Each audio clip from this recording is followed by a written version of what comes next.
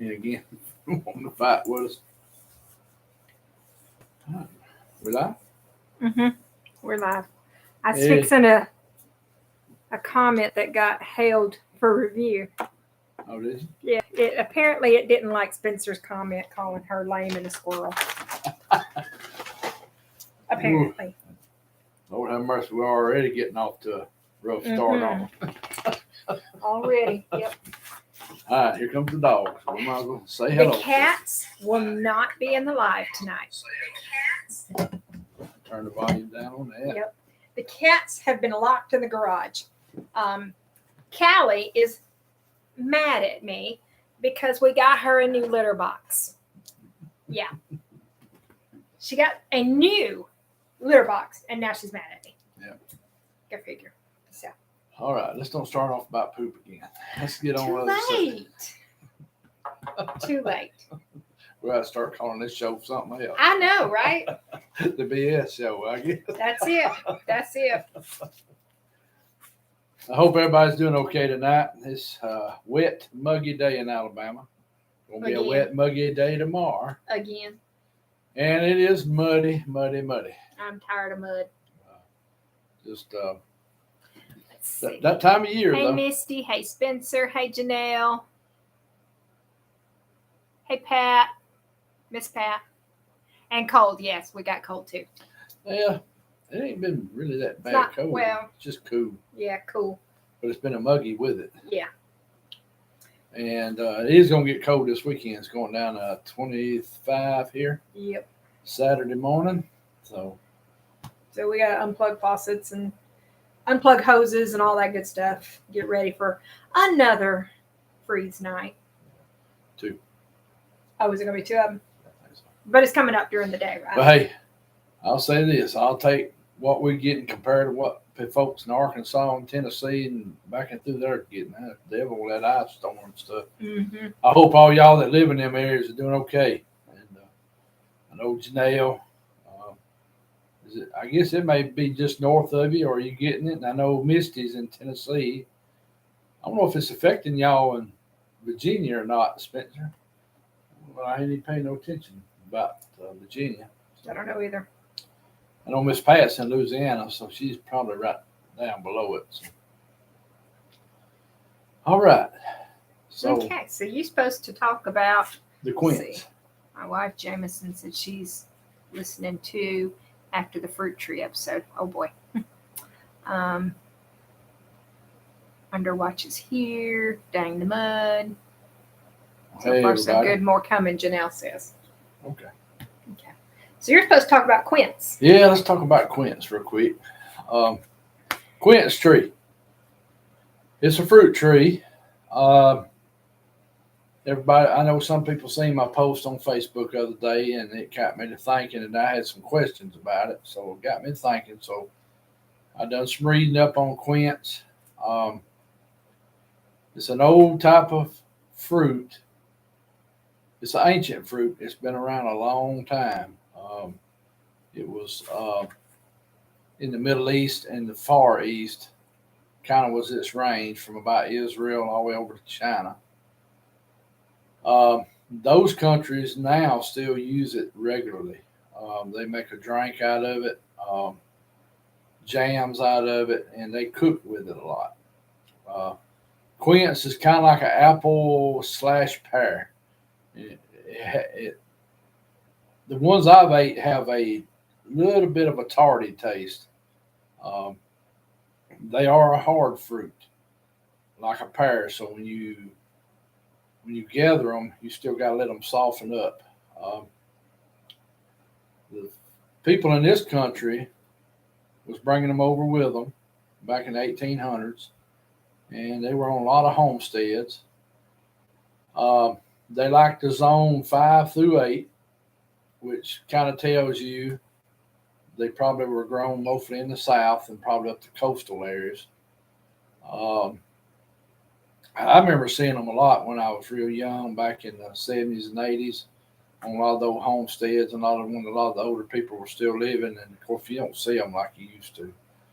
I hadn't seen probably a bush now in probably 20 years.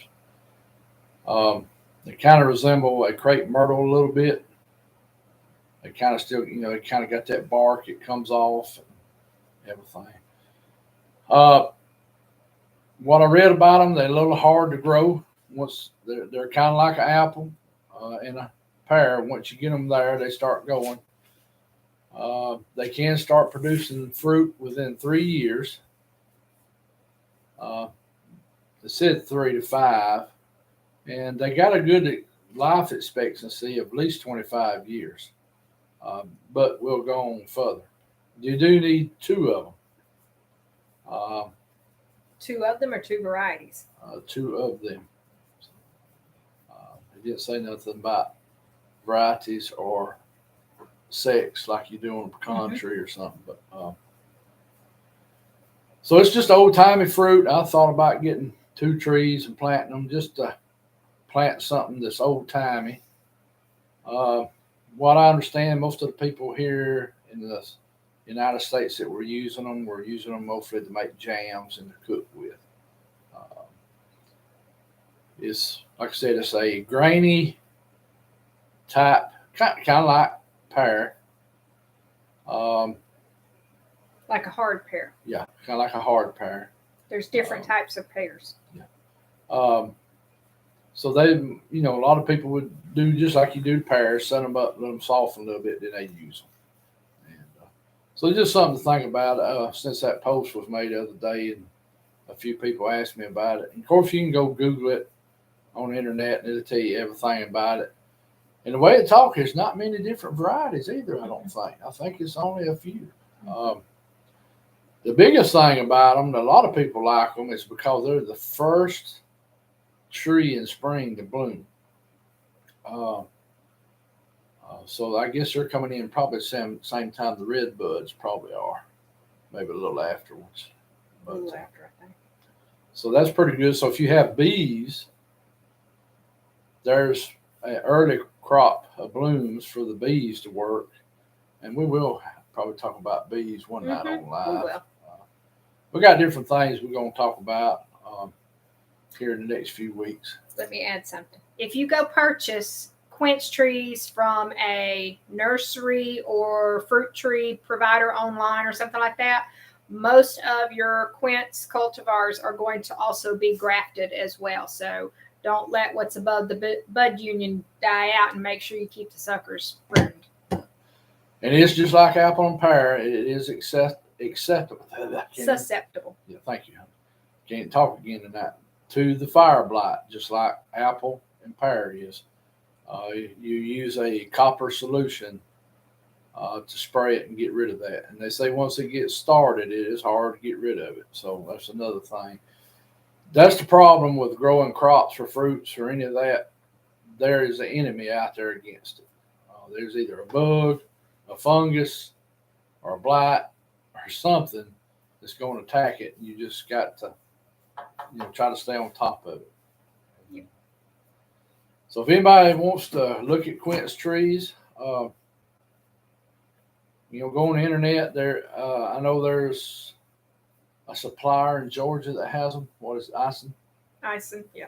I like Ison. I imagine Stark Brothers probably has them too. Stark does, probably. And we have a local nursery that I'll probably check. And that's probably I think they have them as Petals from the Past, which is about 30 miles south of here. It's in Chilton County. Chilton County is our peach county where all the peaches are grown. Also, there's something about peach monster down there. I'm going to talk about that on Fireside really? Chats. Peach monster. Okay. Well, they had one going around getting into peach orchards down there for years. Well, let me update your comments. So Misty says, no snow, just rain there. Martin Ubel got snow, though, and ice and expecting more. Of course, Spencer says, don't let it snow, and that's me. I don't want it to snow. Janelle said golf ball size. I'm assuming the size of the quince. No, they get it like apples to quince. And then Spencer said, you can't talk no how. So that's true. Stark, S-T-A-R-K. Yeah. Did he say stalk or stock? He I said Stark, S-T-A-R-K. I'm sorry about my Alabama slang. Yeah, I'm sorry. that's it. Gotta live with me. That's it. The Alabama slang. I don't have that. I talk like a Georgian. A You talk like- Georgia Mike. You don't even talk like, no, baby, they talk like us over in Georgia. What are you talking about? Hey, some of them, So what do I talk like? a little bit Yankee or something. Oh, let's not get started with the German and all that again. Oh, wow. Okay. I'm just kidding. So yes, Stark it Brothers. does come out on her. You'll hear it every now and then. So, Oh man, when I listen to myself after a talk or something, it is really, really bad. And I am here to translate, Mr. Spencer. So yes, Stark. Easy. Come up with your nickname anyway. Who, me? No, Spencer. Oh, Spencer. Okay. So yes, May start calling Stark them Brothers. Oh my! And you wanted me to stay out of that area. I'm just sorry. kidding. He done brought up the chitlins. Misty's guys. already got some nicknames for him. Yeah, he's done brought up the chitlins. I'm sorry. I did It's not probably do gonna it. get brought up tomorrow night. So Stark Brothers is one of the nurseries that a lot of the homesteaders on YouTube are using for their fruit trees and orchards and stuff. So I do know that they have very good quality stuff. They also have a very good price on their stuff. So I have not ordered from Stark Brothers personally. And honestly, we've got the nursery down the road that is probably, if I'm going to pay that price, I'm going to go pick it up in person to where I know what I'm getting. And Ison's is locally pretty much just over the line in Georgia, somewhere in that area. Then over just right across the line. That's what I was thinking, somewhere over the line. So if I was to order from an online source or a catalog, I would probably use Ison for what they have. Now, they are great in the muscadines and scuppernongs and stuff like that category. They have the grapes and all that. I think they even have some blueberries and blackberries. Somebody said they have quince. I have not looked to see if they have quince, but they are not a full orchard provider, I don't think. But don't quote me on that. They may have a lot of stuff. So, I mean, a lot more stuff than I'm thinking they do. But they are very cool. If anybody wanted to check them out, it's ISON. And there may be some places in your area that's a smaller grower nursery that you could just sometimes you can just type in. I hate to say this because I know people get tired. It's like I used to work with a guy. Google it, guys. Google. That's his favorite thing. Google. Google is your friend. You know? But I would always support your local nurseries and stuff before I ordered something online. But if you can't find them, then you ain't got much choice. And two, there may be some old homesteads around where you live or some older people. But now they're not going to have the really good varieties. Keep that in mind. Yeah, there's a reason there's hybrids and different cultivars created. I think I've seen no hybrids on quince. Yes, we saw them pineapple quince and all. That's not an old home variety. Okay. So, and that's what this was talking about, how they're grafted onto the old variety rootstock and stuff to dwarf them and all that. So, So that's just another tree that our ancestors food with a lot that a lot of people don't even know what quince is. Walmart, I've seen them in there. Seen them in Publix. I was not very fond of the pineapple quince. Yeah. It's grainy. Mm-hmm. It's grainy. I'll tell you something else we got to find, and then we'll get started on the seeds. I need to find some wild plums again. Yes, we do. They are disappearing. Mm-hmm.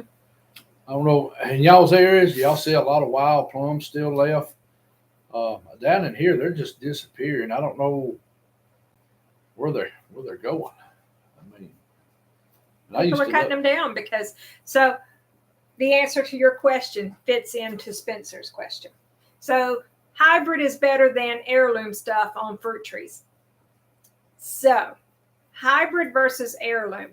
Let's just talk about that for a minute. Okay. Hybrid versus heirloom. That's not just seeds, plants, trees. It also crosses over into your animals and things like that. Your old varieties lost favor for a reason, okay? The reasons being they had problems with diseases, growth rates, flavors, I mean, you take your pick. The old varieties had a reason that they improved upon. Does that make sense? So, like tomatoes, the heirloom varieties that they used to have, they were susceptible to verticulum wilt. They were susceptible to tobacco mosaic virus. Some of them, they didn't like the acid in them. Some of them, they didn't like the way that they packed for shipping. I mean, you can come up with 1,000 reasons why the old variety was improved upon. So the varieties that were created improving upon the heirlooms are your hybrids. So that is, when you say which one is better, it depends on what you're after. Hybrids were created for a reason. In your fruit tree world, a lot of times it's because the fruit is 100 times better tasting than the old varieties. Also resistant to disease more. Yeah. Me and her are not really against hybrid. Now, GMO, yes, we're against that. But that's two separate things. Like I said, you got to look at why the hybrids were created. But we still fool with open pollinated heirloom stuff too. And you heard what I just said, open pollinated. Most of your heirlooms, that's how they, how they make. So another thing about old varieties and fruit trees versus new varieties. Most of your new varieties are grafted onto a different root stock. So you can't take a cutting of that and propagate your trees unless you know how to graft. So, and a lot of it was done for shape, all kind of different. Because you take like the Cherokee purple tomato, which is a good tomato, but you see how most of them grow. They're all people want that perfectly round, firm tomato. That's what they want. They don't want the lumpy bumpies. They don't want the ones that crack. They don't want the ones that discolor or things like that. And that's it. When they started creating all the different hybrids and tomatoes, that's what they were trying to get to: a large, round, smooth tomato, even colored. A lot of people didn't like the acid taste in a tomato, so they bred the acid out into a hybrid. And we created a firmer tomato because when you put that in the box and you ship it, it's getting jostled, so it's firmer and it's not bruising. So like I said, when you're talking about what's better, heirloom versus hybrid, you got to look at the whys. My rabbits, I breed Americans. American is an old heirloom variety. We breed the blue, the white, and the black. The reason they fell out of favor is because the New Zealand's have the perfect body shape, the faster grow out rate, more predictability, I guess you could say. My Americans, they almost went extinct because so many of the newer varieties were created in the rabbit world that people quit buying the Americans and quit breeding the Americans. So, like I said, it's old versus new in every field that you look at, not just vegetables or fruit trees. It's in your chickens that they fell out of favor for a reason for the new varieties to be created. However, the new varieties are not going to be able to sustain you as long as the older varieties will. You just have to find what works best for you. Whatever you want to grow. Yeah. Think about the Cornish cross. There's you another hybrid that was created for a need and a purpose. Good grow out rates. Faster production. The only downside is you cannot produce a Cornish cross yourself unless you have the right strains of chickens to produce that chick. So you can't take a Cornish cross hen and a Cornish cross rooster, control the way that they are raised and everything, and then get chicks from them because they will not breed true to the parents. So you got to think about that. Let me Let me show yours because apparently I didn't like that you said breast, Janelle. So yes, that was another reason. Bigger breast. So yeah. Or I guess where you can't even talk on nothing more without getting hit. If looks are a reason, silkies are, oh my gosh, silkies are something else. I love my silkies that we used to have. But if we want to talk about predator bait, silkies are it. Them and bantams, buddy, they attract everything. They didn't like boobies neither. But I'm going in and hitting show, so it's okay. Yeah. So the banties and the silkies for the way we raise chickens is nothing but predator bait. If we get you some silkies back, we probably need to. I need to make them a pen and just. She had some pretty ones, white ones, black ones. Had a couple of splash in the blues. Yeah. But I'm gonna tell you what, that's the meanest little roosters I have. I thought banty rooster was rough. Every time I went in to feed them chickens, I'd feel something on my leg, and it'd be that little old silky We had rooster. One we called Football. Yeah, I ain't gonna say why. Y'all can just imagine why his name was Football. And I think that the reason his name became Football was because he actually liked being able to fly for a little bit. So that's something people don't think about. A lot of homesteaders, they're anti-hybrid, anti-new, anti-this. That it's got to be heirloom. Guys, there's nothing wrong with heirloom. And there's nothing wrong with a hybrid. If I want to eat. Now just remember, on hybrid, you cannot save seed, though. That's the downside. If I want to eat, I'm going to make sure I have some hybrids in there that are going to produce for me like I want them to. Now, when it comes down to the crap hits the fan scenarios, I want to have some seeds saved up that will produce some new plants. We do both. So, we grow both. We do. So, like my watermelons are open pollinated. My whitefield corn, our okra, the green beans, the green beans. Some of our tomatoes. Then we buy some hybrid tomatoes. I don't buy a lot of hybrid tomatoes though because I like the acid taste and I like the different looks and. It's corn. Heirloom is fine for at home if you're just growing to eat at home. Now, if you're getting in production where you're going to sell some crops, you probably need to look at hybrids. Yep. Especially, not on peas and watermelons because they produce. But like your tomatoes, if you're getting into production to sale, you want to buy those pretty tomatoes that pack well and all that stuff. So she'll just lay it in your lap like this. That's what she does all day long.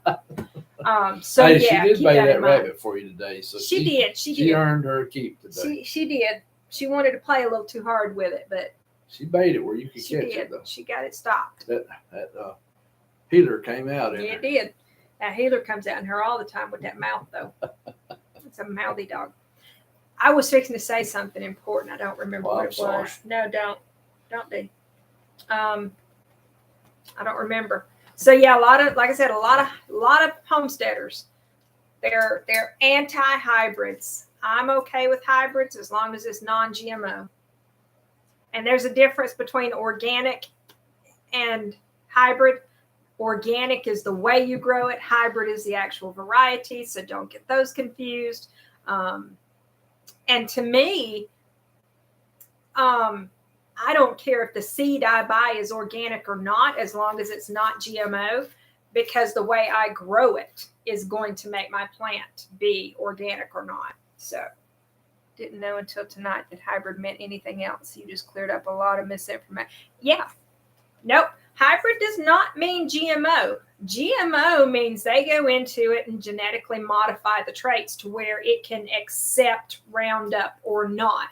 A cross is what a hybrid is. They take this and they take this and they breed them together.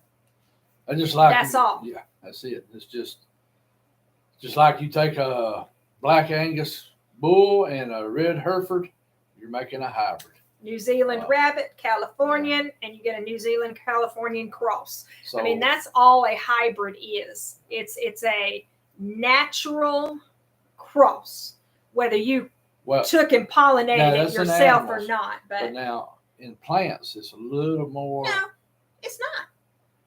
It's this variety with this variety being too close together. Well, yeah. But, I mean, sometimes, I mean, you may have to take the paintbrush and paint it on the anthers from the other variety, but it's still a natural cross. It's not that anybody went into the genetics of it and manipulated anything. it's like on hybrid corn to get the seed for it. Don't they go cut the blooms off? I think that's what they do. On corn? They do something. I'm talking about to get the corn seed for the hybrid. Can't remember. They have to do something to the seed, to the stalk when it's growing. I can't remember what it is now. Cut the tassels. Yeah, The top. Yeah, don't let them bloom out actually, because that will produce the pollen to contaminate the corn basically. So if you find something hybrid, no, you're not getting GMO. That's where I was headed. GMO is a whole different ball game. So what he just mentioned reminded me what I was fixing to say. When we're talking about keeping your open pollinated plants and stuff like that and collecting seed, you need to remember that if you have two different varieties of tomato side by side, your seed is not going to be true either. If you plant a row of corn of this type and then a row of corn of this type, and they're this close, I think corn's a mile apart that you have to plant different varieties. They say at least a mile because wind pollinates corn, not really bees, but so wind. Keep that in mind. If you want a true tomato seed of a certain variety, then you've got to make sure that there is no other variety around to pollinate it. And you can go online on the internet, and it'll tell you how far plants need to be apart where they don't pollinate. Haas Tools did that video on that time. Yeah. They did it on beans and stuff, and because beans are self-pollinating, but they can still cross. They don't have to be. I think theirs is like 20 foot. Yeah, I think peas have to be a couple of 100 foot away from each other. Watermelons have to be a pretty good piece from each other. Okra, I don't know how far okra has to be apart. Yeah, I don't know either. I've never looked into it because I only grow the one. All right, so Misty wants to know what's your favorite corn. Now, Misty, are you wanting field corn, or are you wanting popcorn, or are you wanting sweet corn? There's a lot of different types of corn. So listen up. I like white field corn because that's what you make your grits and your meal out of. If I was going into a feed corn, I'd look at something of a hybrid to get that better yield. A lot of those go in numbers, and you have to watch those numbers because some of them are GMO seed, so you have to watch what you're buying. Anything that's labeled Roundup Ready is GMO. But I like Hickory King white field corn. That's an old heirloom. It does very good. It makes a big old ear. That ear sometimes be a foot long, that big around. She said table corn. Table corn. So we're corn is field corn and sweet corn. No. Well, she's talking about first ears. Okay. So we got Hickory King. Well, Hickory King is a white milk. How my mama done Hickory King and Mosley's Prolific, which all those are white corns, and they're really a more starchy corn that you make meal out of. But she would fry it. She'd cut it off the cob and fry it in a skillet pan. If I'm gonna eat sweet corn, I love the Silver Queen and the Golden Queen. We've tried peaches and cream, and it's a good corn, but it doesn't have any luck for us in production. There's a bunch now you can get an open pollinated sweet corn called Evergreen from Haas Tools. There's some more. That way, if you wanted to save seed from it, you'd have your own seed stock. I heard everything I've heard good about Evergreen. We got to get us some more seed because ours got flooded out this year. There's some other starchy corns. You got the Jimmy Red. Of course, Indian corn is a real starchy corn. The Jim, what is it? The Jim. Can you still get Merit? Merit. Is that? I've heard of Merit, but I hadn't seen nobody carry that. Well, here's what you can do on that. Google. Well, no, hold on. I was going to tell her where to Sorry, go, baby. Go ahead. There's two big seed companies in the U.S. that deal with a lot of heirloom stuff. Now, one of them I've been hearing some problems about, but I'm not going to go down that road because I ain't had a problem. There's one called Southern. Uh, it's in Virginia where Spencer's at. Oh man. Southern Seed Savers Exchange or Southern Oh man. Exchange. Or something. I think it's right there close where Thomas Jefferson's estate was. In fact, I think they hold something his estate every year, a seed swap. They have a lot of the old heirloom stuff. They have tobacco seed, cotton seed. You can get the original cotton. Southern Exposure. Yeah, Southern Exposure. Can't talk again. Boy, MS is want to give me fits. They all want to give you fits. Oh. The other one is Baker Creek, but there's also some others like Johnny Seeds. There's a lot of them out there. They're smaller companies. You can probably go, he say, here we go again, Google, and just type in heirloom seed companies, and you'll probably get a bunch of them come up. And you might could go through there, and they may have that corn.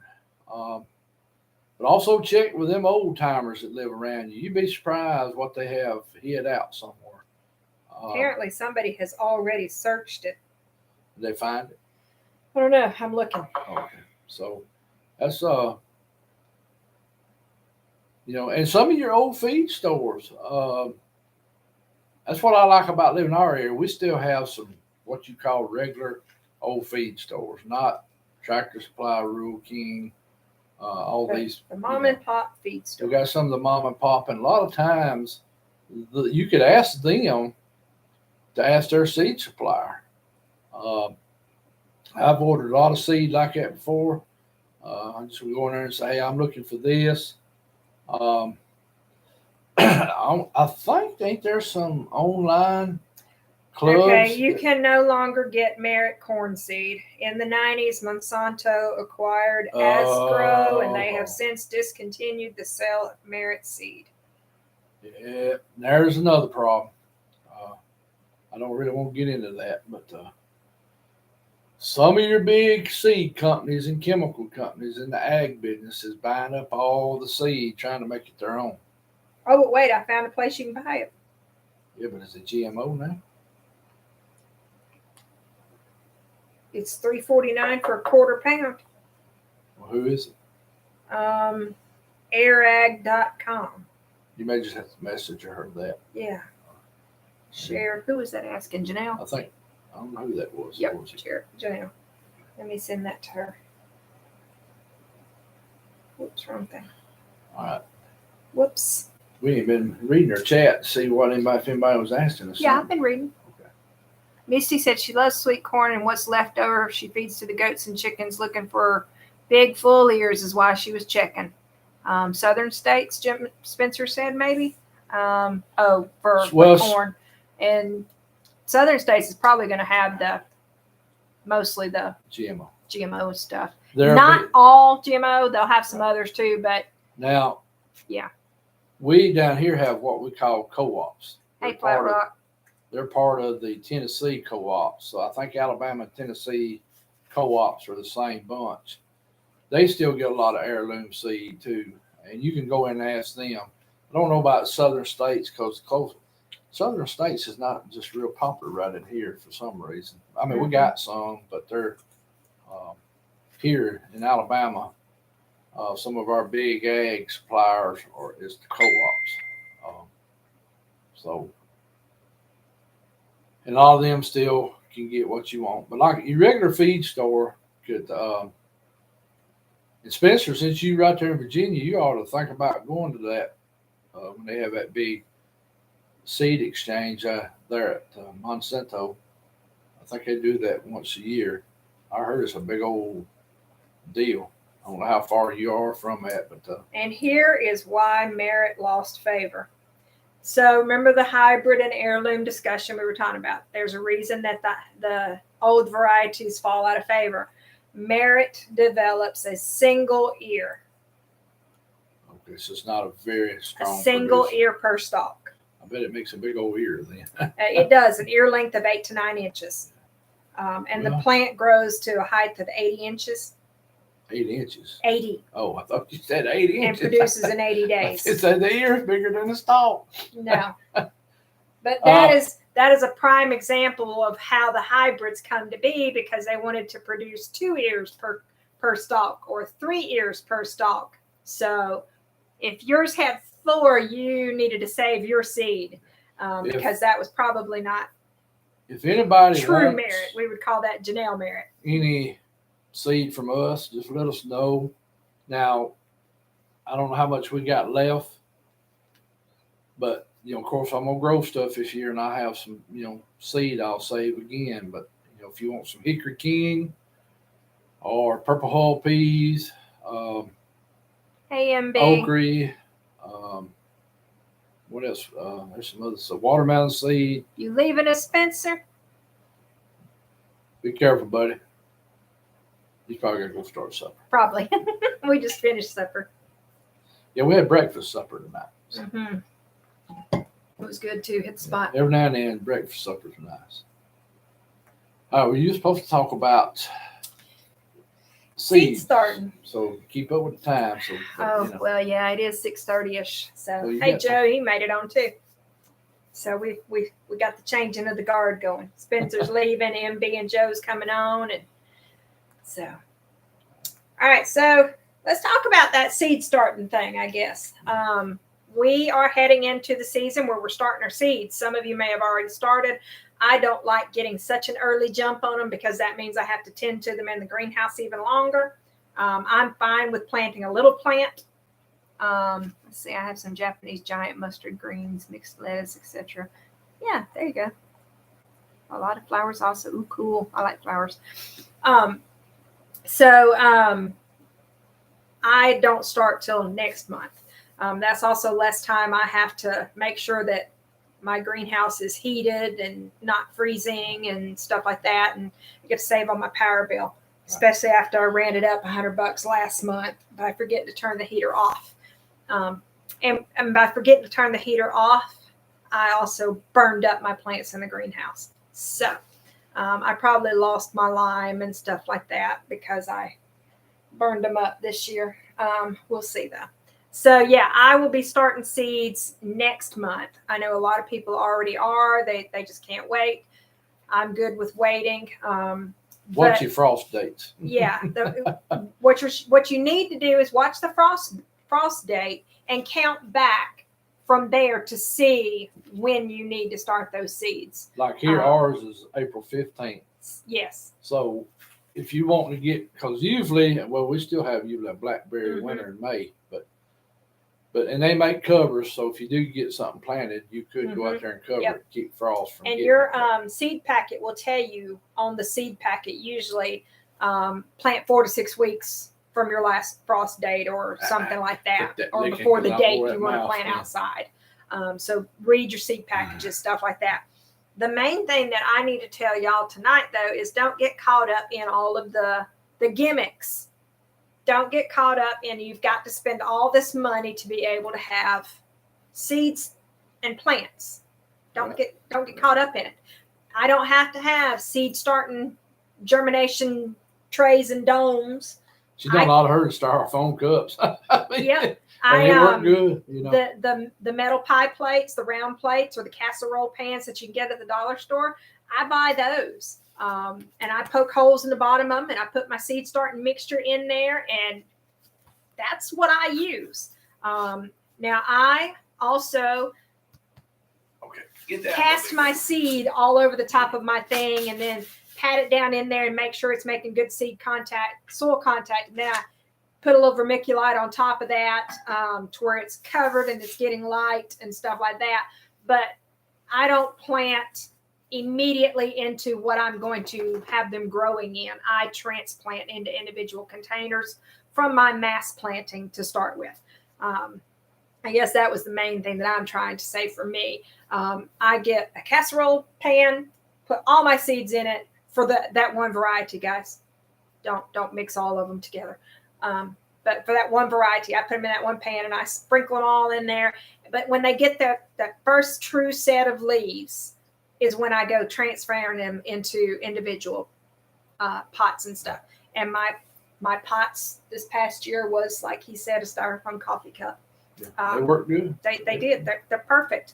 I I saved them from the senior center one year and didn't have to buy none. I go to the Dollar General and get a pack of like 90 of them or something like that, and it's not real expensive at all. Poke a hole in the bottom of them with a hot wire and good to go. So don't get caught up in, I've got to spend $30 on this container to do my seeds in. Don't get caught up in, I've got to have the best setup ever to do this. You don't have to have everything perfect. Old egg cartons, plastic cake pan, yes, yeah. Exactly. Use what you have. That's part of being sustainable. Yep. Is trying to use things that you have, and less garbage because you're reusing it. Less money being spent out that you can put into other projects. All kind of good for the environment. Mm-hmm. So, one of the fastest ways to give up gardening is to sink all that money into it and then something happened. Yeah. That's the fastest way to give up gardening. Now, I will say that if you are a beginner on seed starting and gardening, buy the hybrids. Get used to buy it the first. hybrids. Yeah. Because they have that disease resistance. They have that ease of growing all built into that hybrid. Like I said, the heirlooms fell out of favor for a reason. The hybrids are easier. So if you can't grow a tomato to save your life, buy a hybrid and learn how to grow a tomato. And then once you have that knowledge, go back to the heirlooms that you really like. So the fastest way to fail is to sink your money into it. And you ain't got to have a greenhouse. Nope, you don't. You can do it in your house. Yep. I know people have done it in bathrooms, their kitchen, dining rooms. One of the places that I probably introduced him to when we first met was when I put them in the oven with the oven light on. Don't turn the oven on, just have the oven light on. Put your seed pan in there. Make sure you keep them moist in there, and don't turn your oven on without moving your plants out of it. Yeah. So, but it keeps it a nice even temperature in there. Because you want to enjoy your gardening, but also you want to save money as much as you can.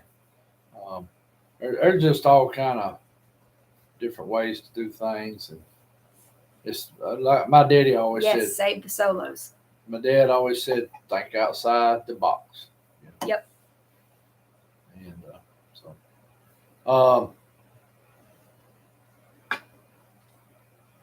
now there are some things I wouldn't put in seed trays.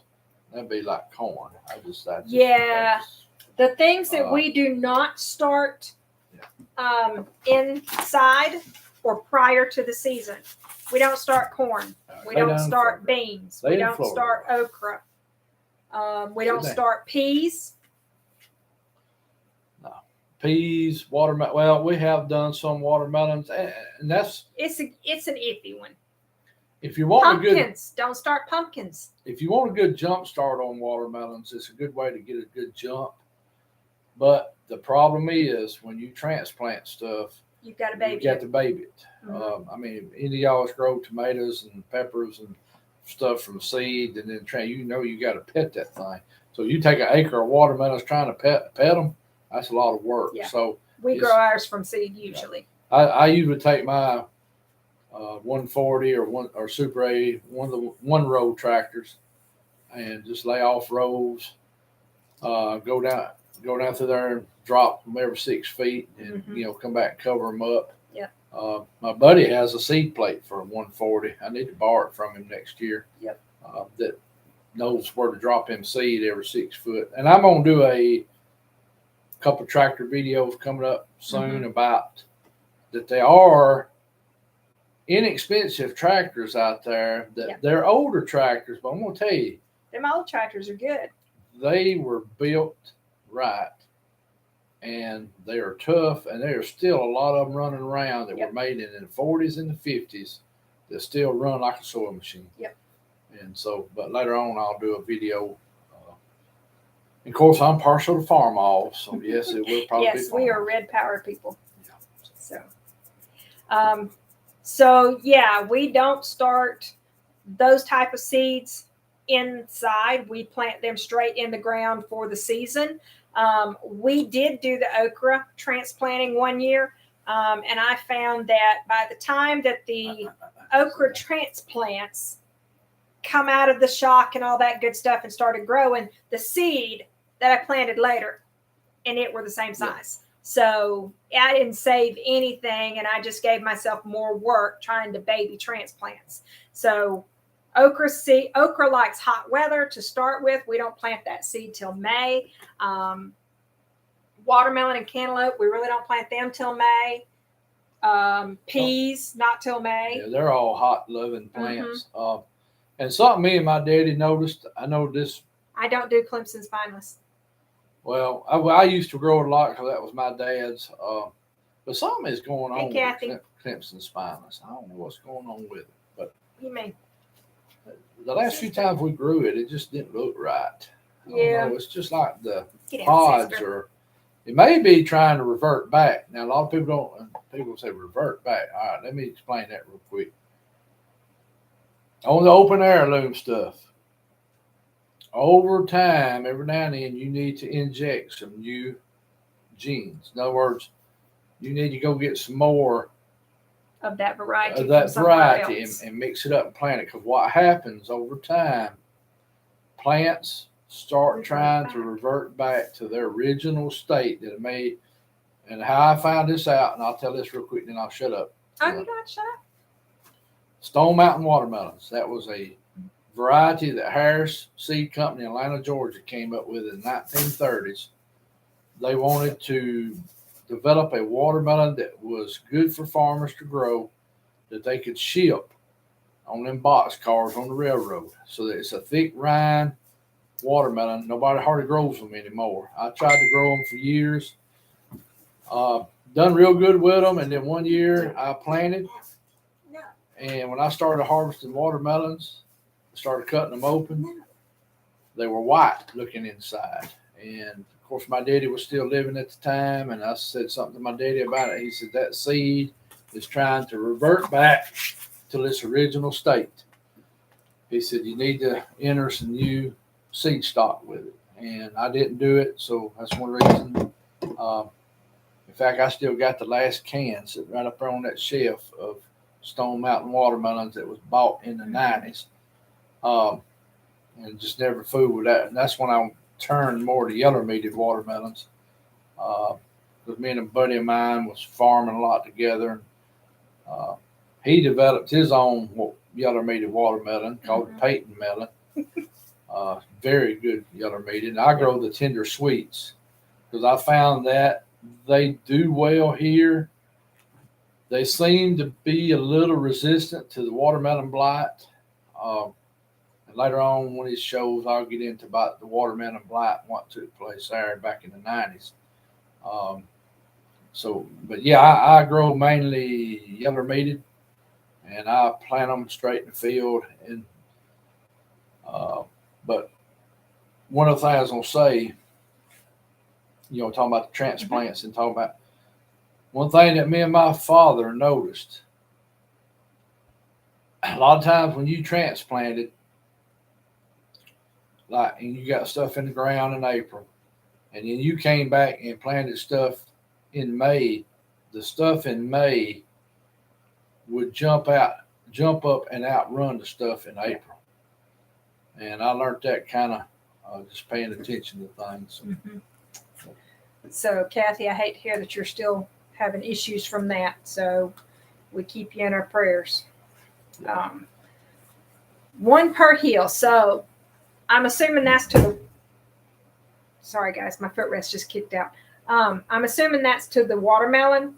Mark puts 2 per hill. 2 to 3. 2 to 3 per hill. And what you're supposed to do, and we don't, is you're supposed to come back and pull the weakest ones out and leave the one growing. We don't, because usually we've waited too long and all of the roots are intertwined.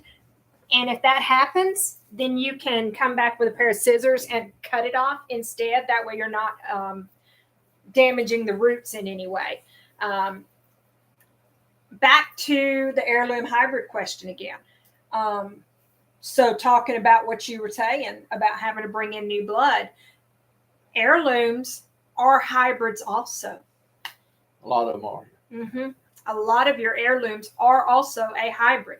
So what you're really wanting to look at is it open pollinated or not? Heirloom just means it's an old variety. A seed that's been around for a while. It can still be a hybrid though. It can still be a cross, which means over time it may revert back to one of its parents. Yep. That's what was happening with the Stone Mountain. It was trying to revert back to whatever it originally was at one time. You'll get to eat again. I don't know what we're going to do this year, Kathy. Because I'm working full time, we are talking about taking this year and slowing down and working on some of our other projects that we've got to do, like getting the fencing finished. And yeah, like I said, you're wanting to buy the plants. I can hook you up with buying plants. But we may not be planting as much this year as we have in the past because we're going to be working on fencing, chicken coop repairs, rabbit repairs, fixing tractors, getting another barn up, all this, that, and the other. So we're considering backing away from some of the crops that are so much labor intensive, and doing some of the other stuff. The loss of Facebook for me, guys, I know we've mentioned it a lot, but the loss of Facebook really hurt us in a way because most of the people that we grow this stuff for no longer have access to us. And if I'm working, then they can't just come and get like they could before as well. Because that was one of the things that was kind of frustrating from my point of view, was that people were just showing up unannounced like I was a business. And I kind of am, but it is my home. And so I was feeling like I was at everybody's beck and call and not able to do the stuff I needed to do. So we are going to take this year and we're going to regroup, replan, and start again with a plan, if that makes sense. Because I can't just have people dropping in and out all the time and not even knowing that they're coming. People coming by. I just need to know you're coming, and if you're coming, I need you to get here when you say you're coming. Yeah, I'm not being ugly. It's just there's a lot of days we would be trying to hear that for her. There's a lot of days we were trying to get stuff done, and don't get me wrong, I love people to come by and talk. But if I kind of know you coming, I can plan for you. Yeah. Work around stuff. Of course, we want people to come by. Yes, I like to visit. I just need to know you're coming so I can plan my day, being my main thing. But this year we're going to grow. We're going to grow the corn. We're going to grow the peas, the watermelons. We're going to grow the stuff that we would sell to the bigger. Like the produce store. We're going to sell to the produce stands. And do less of the tomatoes and bell peppers and stuff. Just do enough for us. So I'll probably have a big patch of peas. And I'll grow watermelons, cantaloupes, and a big patch of corn. And we might have some to sell. It depends, but we're not planning on having much. We'll get sweet potatoes back in the ground. Yeah. We didn't even harvest our sweet potatoes this year. It's pitiful. Yeah, they did not grow well to start with, and then the rain and the ground stayed wet, and I mean it was just not a good year. And then it froze early on top of that, and so our whole sweet potatoes was just gone. We did that one video where I started harvesting, and they were just like this big. So we didn't harvest. We were going to give them a little bit longer to grow, and then it got the rainy season, and I don't know what she's after over there. She just laid right down on top of all that. Quit talking to her. She'll get I know, right?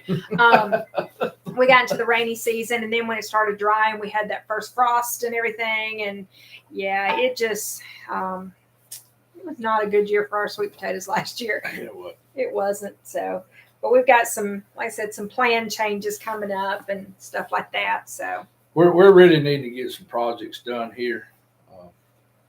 I want to get the garage doors swapped out where we can turn that into Rebecca's sewing room where she'll have a place where she can start maybe.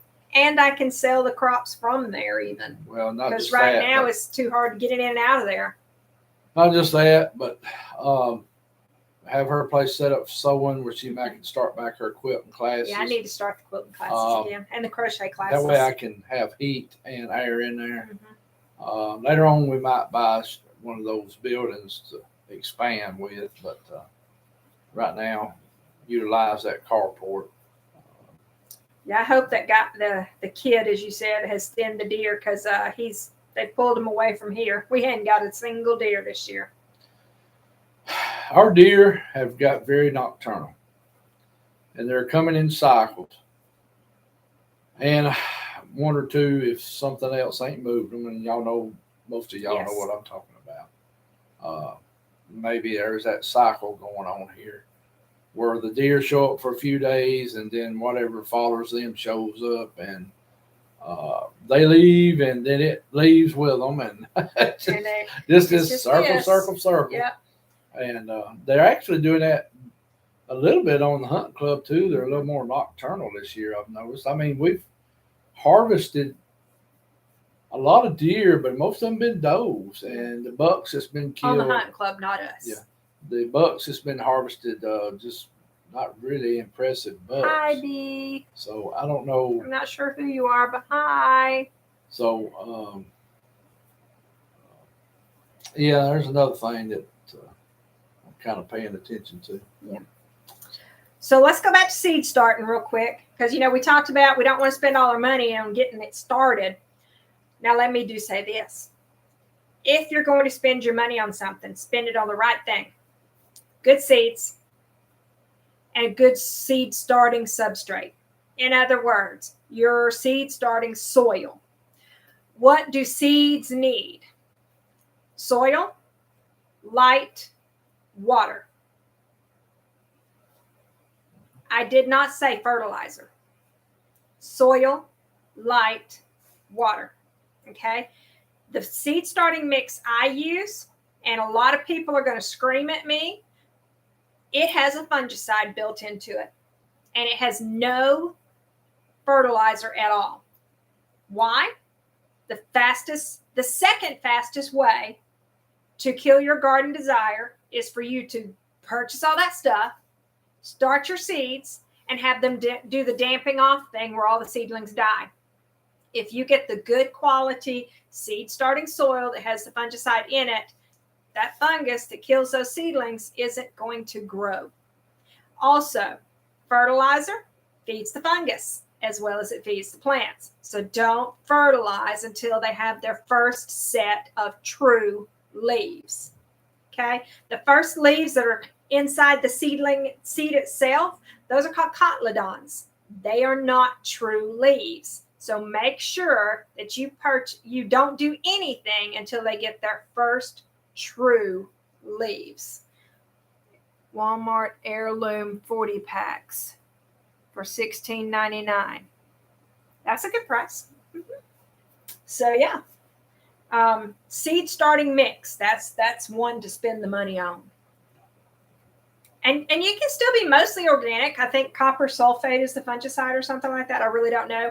I buy, it's Pro Mix, I think is the brand. I really can't remember. I'm sure it is not organic. And I'm going to say something on organic. It's hard to be totally organic. It is very hard to be totally organic.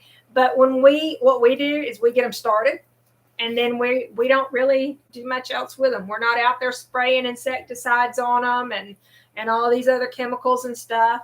Once we get them in the ground, they get some fertilizer, when they're planted, and they get some rabbit poop, and they get some water, and they kind of fend for themselves. Yeah, we try not to use much insecticide or herbicides.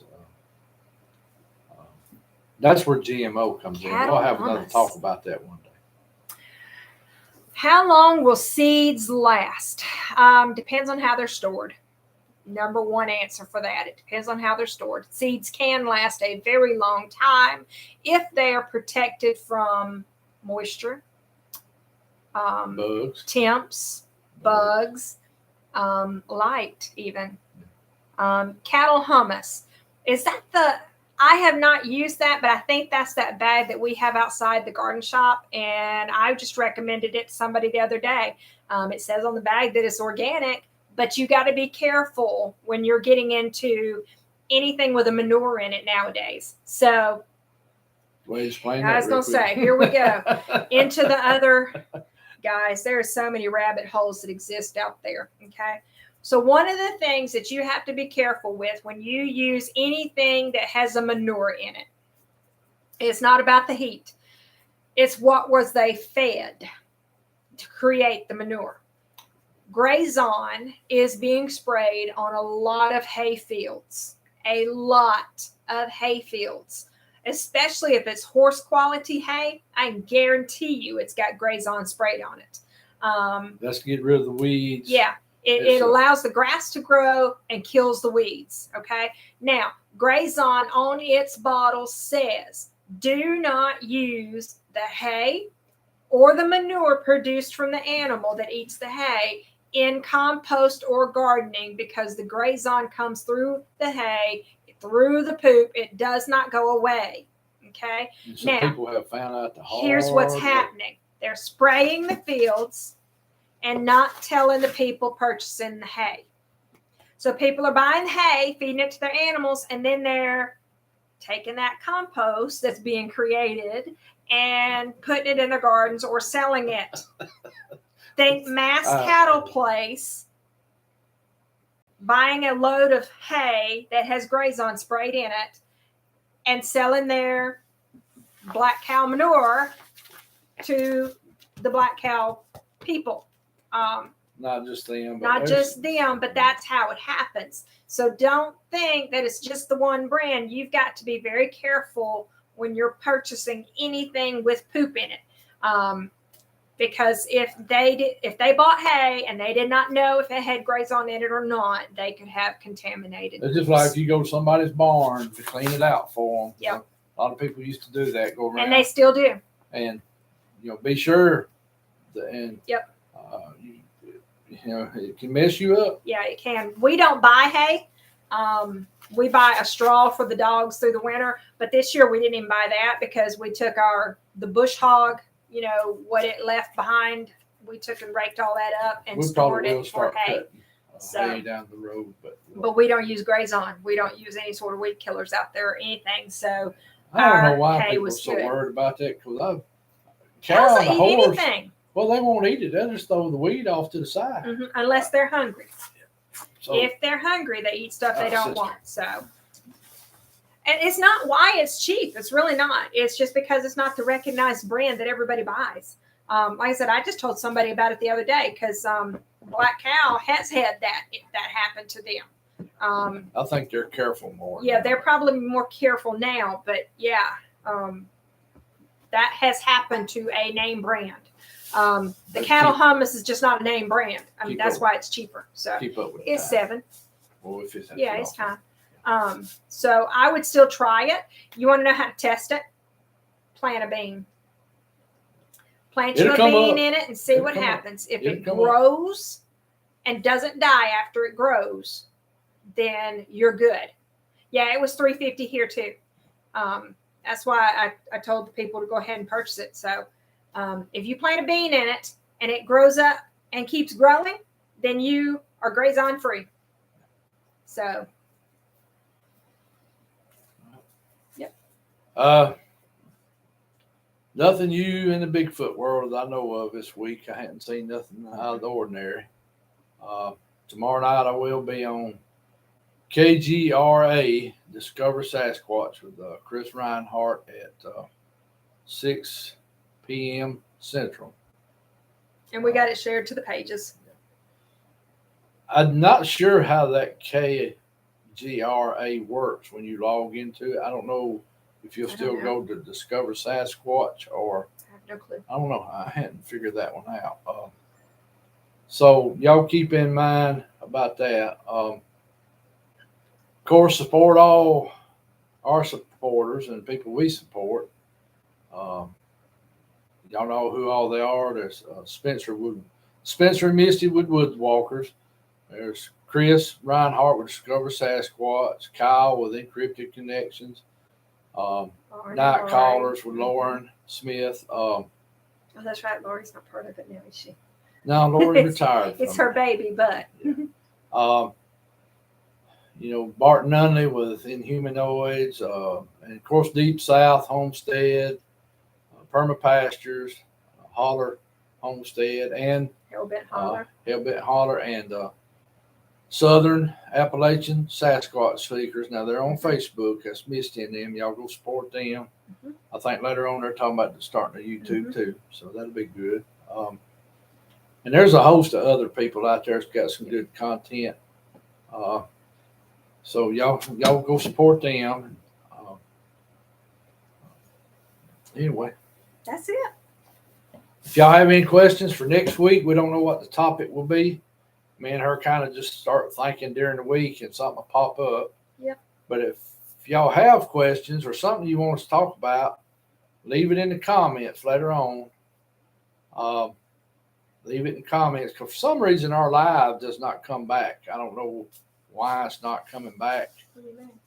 Well, our live from last week, I don't think it came back on. What didn't come back on?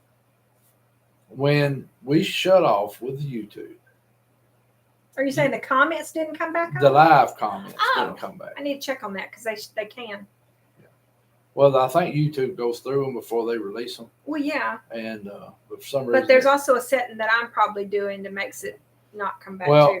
One thing is somebody comments in the live and we don't catch it, and they ask us a question or something they want us to talk about, and we can't see it. That's why I said for them to go to the regular comments after the show and comment. Okay. If they want to. That's fine. I didn't know all that was taking place, and I heard somebody else on YouTube talking about it. Because somebody asked them how come after the show their live comments didn't show up, and they dug and found out. Yeah. It takes time for it to come up. Yeah. So, because if somebody asks something in the live, we don't see it. I don't know they asked it. Right. Or where I can come back and comment on it later on or something. But if they go to the regular comments, me and you will see it, and we can talk about it on the next show or something. Right. Yeah, always leave comments. Yeah. Okay. That's the biggest thing. I love the comments, and I try to answer. I know a lot of times I don't go in depth on comments, but if you want to go in depth on stuff, that's where you need to email me or call me, and we'll get in deeper on it. It's just hard to do a big comment. So, all right. Yeah, I can't get into settings on my phone. I guess we need to get off here where I can call Chris. So you can get to work. Call Chris, and then I got to get to work. Yeah. Yep. I got to work tomorrow too. So, all right. Like, comment, share, subscribe. Hit the notification bell. Bye-bye. We'll see y'all next week.